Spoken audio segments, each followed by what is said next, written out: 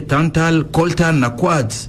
Rais wa Burundi Evariste Ndayishimiye ndiye binafsi alisimamia shughuli hiyo. Hose twasanze mu ntara zose huzuye ubutaka kandi ubutare. Tumegundua madini mengi katika mikoa yote ya nchi nzima. Tizama sehemu nimetembelea leo, kuna madini ya kopa, lakini wazungu wa koloni walipora na kupeleka makwao kisha wakayaficha na bila kutuibia siri. Lakini leo tumeanza kugundua maeneo hayo ya madini. Kulingana na serikali ya Burundi, vituo 29 vya uchimbaji wa madini tayari vimegunduliwa kwa shughuli ya migodi, na 13 kati ya hivyo tayari kumeanza kazi ya uchimbaji wa madini. Inakisiwa pia kwamba Burundi ina aina 40 ya madini ambayo bado kushuhudia shughuli za uchimbaji. Rais Evariste Ndayishimiye amesema watapokea hivi karibuni dola milioni 6 kutokana na mauzo hayo, na dhamira kubwa amesema ni kustawisha maisha ya raia kutokana na mapato hayo ya madini.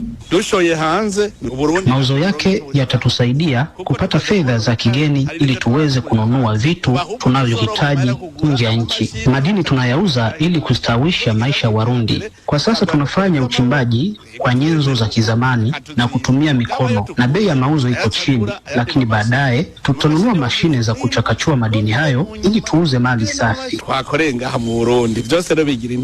Hata hivyo, mashirika ya kiraia na wasiwasi kuhusu uwazi wa mchakato huu wa kuuza madini, lakini wataalamu wa uchumi wanasemaje? Nilizungumza na Gizgezi Kasesa. Madini kwenda nje ni kwamba serikali itapata fedha ya kigeni, na pia thamani ya pesa ya Burundi itapanda, ambayo kwa sasa tu katika ardhi chache ambazo zimeshauzikana, dola katika soko la mitaani imeweza kushuka kwa kiwango kikubwa sana.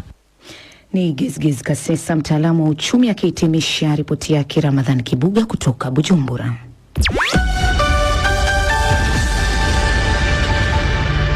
Wawakilishi wa Afrika Mashariki katika michuano ya Kombe la Mataifa Afrika AFCON, Tanzania na Uganda wameanza vibaya michuano hiyo kwa kupoteza michezo yao ya kwanza ya kundi C. Mwandishi wa BBC Omari Mkambara yuko nchini Morocco, anatujuza mengi zaidi kuhusu michuano hii ya AFCON. Dakika 90 zimetamatika hapa kwenye dimba la Fes, na timu ya taifa ya Nigeria ikiibuka mshindi kwa goli 2-1 dhidi ya timu ya taifa ya Tanzania, Taifa Stars. Magoli ya timu ya taifa ya Nigeria Super Eagles yakifungwa na Semi Ajayi pamoja na Ademola Lookman, huku goli pekee la Tanzania likifungwa na Charles Mmombwa.